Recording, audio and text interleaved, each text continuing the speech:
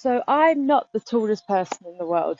I've been known to climb shelves and freezers in the supermarket to get things from the back at the top, and I've also been regularly found on kitchen work surfaces with hope to try and retrieve that chocolate bar that's fallen to the back of the top shelf. However, I'm also not exactly small. My height doesn't stop me from doing anything. I can go on roller coasters, I can drive most cars without any issue, and when they're open, I can normally see at the cinema, unless the person in front of me has a top knot. However, the main character in our story for the next 10 minutes or so didn't find himself in the same situation. Zacchaeus was a short guy, not very tall at all.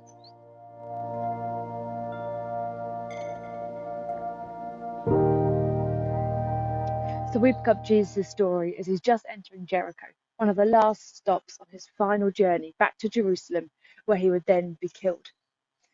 As Jesus is passing through Jericho, a crowd is forming around him, and everyone wants to see him, just to listen to any wisdom he may be about to drop at any moment. When he then spots Zacchaeus. Now, as I said, Zacchaeus was just a short bloke, so he had climbed a tree to see all the commotion. I was considering climbing this one for a visual, but I don't think anyone needs to see that. But what's really important is actually no one said anything in this story yet, but already there are things that we can take note of and things that we can learn. Because Jesus wanted to be seen by Zacchaeus, no matter what it took.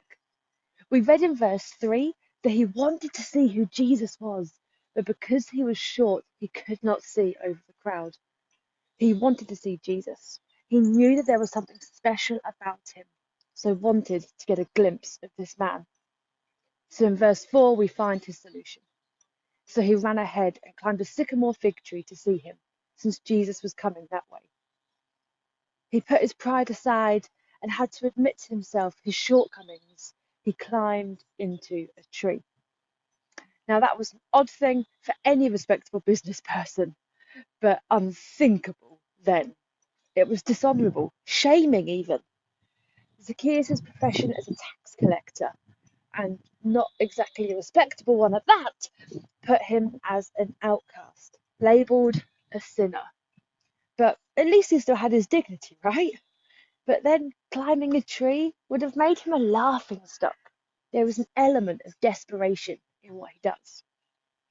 So when Jesus sees him, I expect Zacchaeus' heart leapt, both with joy and excitement, but also in embarrassment. Embarrassed for being in a tree, and quite possibly for the way he conducts his business. So when Jesus calls up to Zacchaeus, he isn't initiating their interaction. He's responding to an unspoken cry for help. I'm sure there are many times in our lives where, whether we realise it or not, that we interact with people who are crying out for help in silent ways. I'm sure many, if not all of us, have people or situations that have already sprung to mind.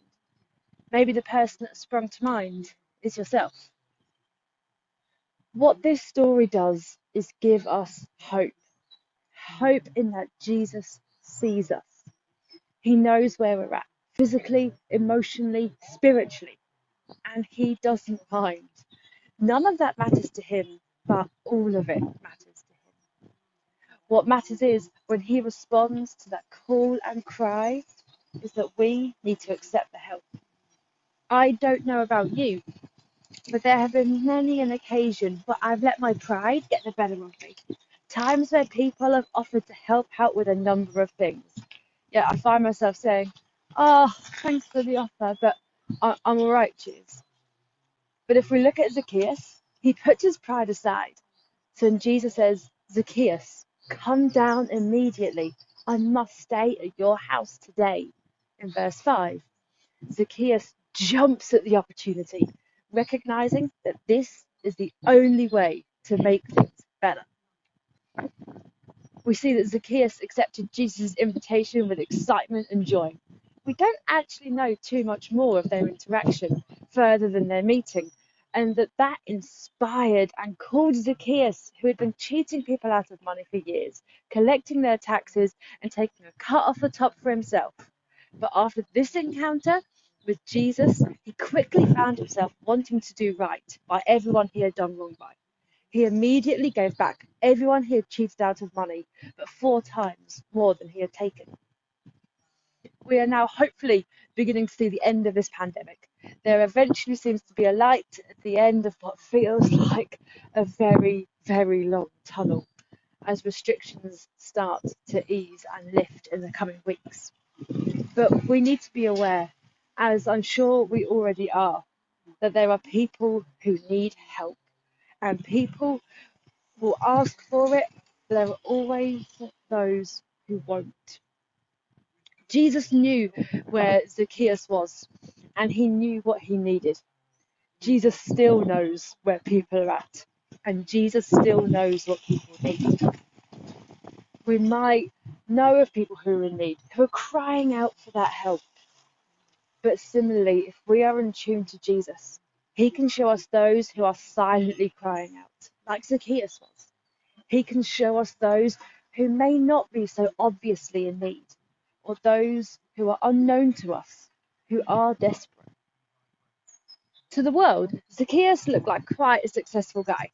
Yeah, he was a bit of an outcast because of his job, but if you looked at him objectively, he was a wealthy guy, and so probably people assumed that he wanted for nothing. But Jesus could see deeper. Jesus could see more of what Zacchaeus needed and where he really was at. So maybe we need to put aside all of our preconceived ideas, all of our misconceptions we have, and actually realize that maybe there's more to someone than what's going on the surface. Maybe if we listen to Jesus, he might point out people who are in need who we never would have expected. But we need to listen to Jesus and approach that situation with sensitivity as Jesus did. People may be desperate financially, and if there's something you can help with or something you want to help with, maybe you could think about donating to the food bank, or maybe gifting some shopping to a friend, or maybe just even a bar of chocolate. Maybe there are people you know, or maybe you don't yet know, who are desperate emotionally. And if that's something you want to or you can help with, maybe think about sending someone a card with a nice message in it to let them know that you're thinking of them and praying for them.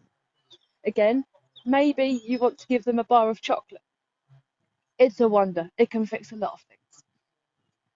Maybe they are desperate spiritually.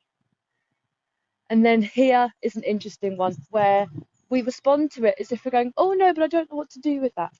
It's no different to the others. We just listen to God and what he wants us to do in those situations. We invite God into those situations.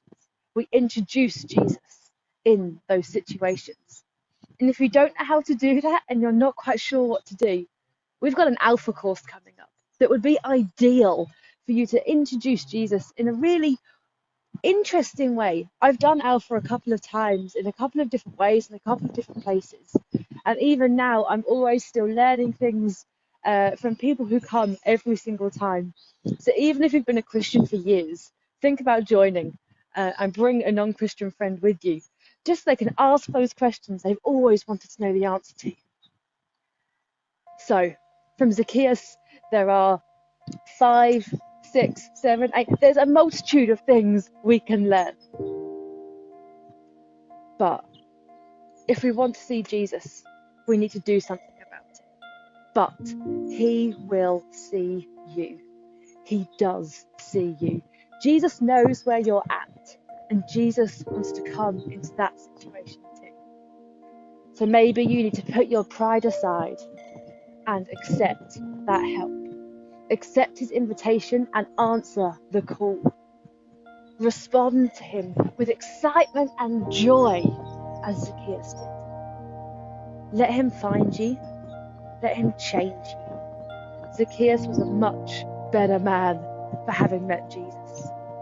He was a greater man. Sadly, we don't know what he goes on to do after this, but I'm sure he did some amazing things. And now,